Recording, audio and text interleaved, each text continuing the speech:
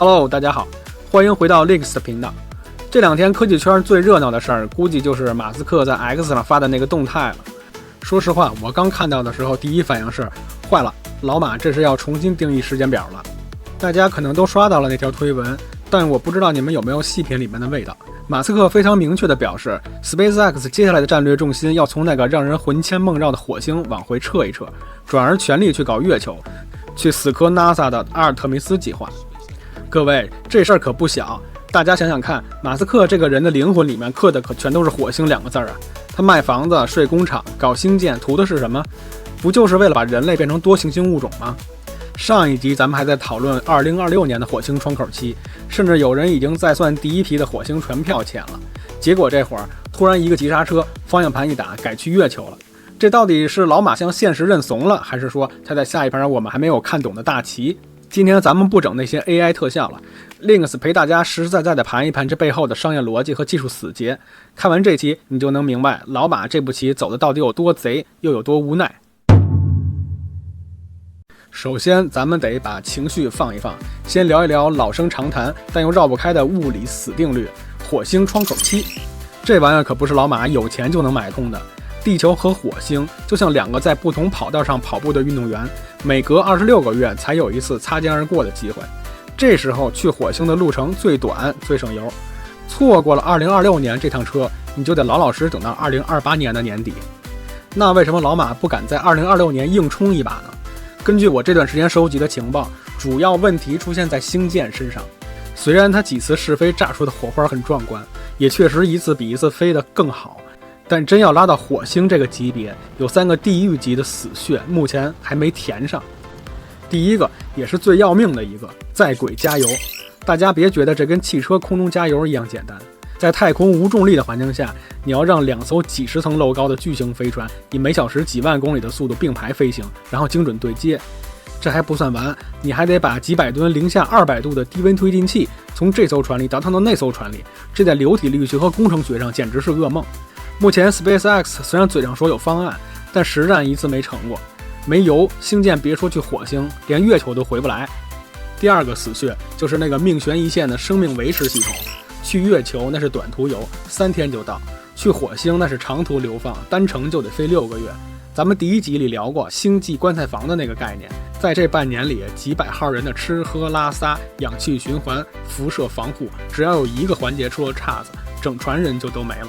现在的星舰内部还是空的，这套复杂的声保系统连影子都还没装上去呢。第3个就是那个薄得像张纸的火星大气层。星舰那么大块头，想在火星上垂直降落，全靠它那几个猛禽发动机和不锈钢的肚子硬扛。火星大气稀薄，减速效果极差，咱们在地球上降落都费劲，更别提在完全陌生的火星了。老马虽然爱冒险，但他是个极致的实用主义者，在3大难题没解决之前，硬冲2026年的窗口期，大概率就是去给红色星球送一堆昂贵的废铁。技术问题虽然难，但如果有无限的时间和金钱，总能解决。可惜老马现在最缺的恰恰是耐心。这就得聊聊这期视频最核心的商业逻辑——金主爸爸 NASA 的压力。很多人有个误区，觉得 SpaceX 是老马自己家开的，想干嘛就干嘛。但你要知道，星舰研发这种烧钱的速度，那是100亿级别的无底洞。如果没有 NASA 这个超级大客户的订单撑着，老马也得心疼的睡不着觉。特别是那个载人月球着陆器合同，那是 SpaceX 目前最硬的饭票，价值几十亿美金。这个合同要求 SpaceX 必须在阿尔特弥斯计划里把宇航员安全地送到月球表面。现在的情况有点微妙， NASA 重返月球的计划已经被拖了好几次了。美国国会那帮老爷们天天盯着预算，只要稍微有点延误，就把 SpaceX 拉出来批判一番。而且别忘了，贝索斯的蓝色起源还在后面虎视眈眈，手里攥着备选的方案，巴不得马斯克出点乱子，好把订单抢回来。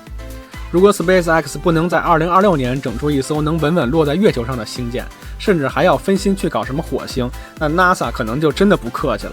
到时候不仅后续的追加预算没了，甚至连现在的合同都要重新评估。所以老马发的那条推特其实是在给金主爸爸吃定心丸，也是在搞政治公关。他的潜台词就是：各位领导请放心，火星那虚无缥缈的事儿我先搁一边，我现在全公司精锐都调过来，专门伺候月球这摊的事儿。保证把月球基地的活干漂亮了。这叫什么？这就叫识时务者为俊杰。只有先保住月球的订单， SpaceX 才有源源不断的现金流去养那个更宏大的火星梦。没有月球这碗饭垫底，火星那就是空中阁楼。不过咱们也别光看悲观的一面，其实我倒觉得老马这次变阵从技术路线上看反而是件大好事。如果你把星际移民看作一款超级复杂的游戏，那月球就是火星的先行内测版服务器。你想想，月球离咱们多近啊，38万公里，在这宇宙尺度里就是家门口，飞3天就到了。这意味着什么？意味着容错率。万一星舰在月球轨道上出点啥事儿，或者登陆器坏了，地球这边还能出个主意，甚至派个飞船过去送件送救援。但火星呢？最远的时候光通信都要跑20分钟，出了事儿你连求救信号发射到地球那边得半个小时以后才知道，等你听到回复，尸体都凉了。更绝的是老马那个星际加油站的构想，这才是这盘棋的胜负手。月球引力只有地球的1/6，也没有大气阻力。要是咱们以后真能在月球南极挖到冰，把水解成液氧和液氢做成燃料，那以后去火星的星舰就不用在地球上挂着重重的推进器死命挣扎了，直接从月球轻飘飘的起飞，带着满满的燃料和物资冲向火星。那载重能力和成本优势直接不就是一个降维的打击？所以月球根本不是马斯克的终点，它是一个巨大的不可或缺的跳板。没在月球这个新手村练好级刷好装备，直接去打火星那个大 boss， 那可不是勇敢，那是鲁莽，是对宇航员生命的不负责任。关于如何在月球上快速搞基建，我也挖到了一个非常有意思的方案。大家看看这张图，这是来自国际空间联盟的一个大胆的构想。这个方案提出一个更暴力的玩法，直接把星舰放倒当房子住。你们看它这个流程，星舰着陆以后不用飞回来，直接通过绳索牵引让它在月面上躺平，然后利用机器人在它身上盖一层厚厚的月球土壤，用它来防止辐射和微陨石。星舰内部本来就有1000立方米的加压空间，这相当于直接把一栋精装修的豪宅扔到了月球上，根本不用在月球上搞复杂的3D 打印建筑，落地即入住。如果 SpaceX 真的采纳了这种暴力的方案，那马斯克说的10年内建成月球基地还真不是吹牛。最后我想跟大家聊一点更深层的逻辑，这也是我作为情报员的一点私货。不知道大家发现没有，这半年以来，马斯克对 Optimus 机器人和 AI 的执着程度甚至快超过了飞船了。他动不动就说机器人要是做成了，市值能顶好几个苹果公司。我在整理这些碎片情报的时候，突然有个大胆的想法，老马是不是意识到人类这种脆弱的碳基生物其实根本就不适合做第一批火星开拓者？咱们在第1期里不仅聊了火星的阶段，也聊了火星的环境有多残酷，辐射、低温、沙尘暴，人类去了就是遭罪。现在的延后很有可能是因为马斯克想换个打法，先让 Optimus 机器人军团先去月球练练手。你想啊，机器人不需要氧气，不怕辐射，坏了就换零件，让他们先去月球挖矿、盖房、建造氧气工厂、铺太阳能板，这其实就是经典的冯诺依曼探测器的思路。等机器人在月球基地把雏形搞出来了，验证了这套无人建设的流程可行，再把这套作业抄到火星去。火星上有了房，有了水，有了电，再让人类拎包入住，这难道不比现在的自杀式殖民更靠谱的多吗？这不仅是技术的整合，更是它整个科技帝国的闭环。星舰负责拉货， Optimus 机器人负责干苦力， XAI 的大脑负责指挥调度。这一套天地一体的组合拳要是真打通了，火星什么时候去还真就是他一句话的事儿。马斯克这次变阵，表面上看是无数星际迷的火星梦碎了，要推迟好几年，但实际上这是 SpaceX 从一个狂奔的创业公司走向成熟的商业帝国的标志。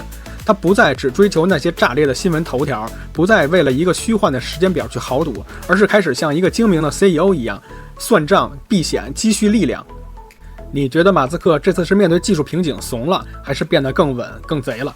欢迎在评论区下面留下你的情报和看法，咱们一起盘盘。如果你觉得这次深度拆解对你有帮助，别忘了点赞、订阅，顺手转发给你的朋友。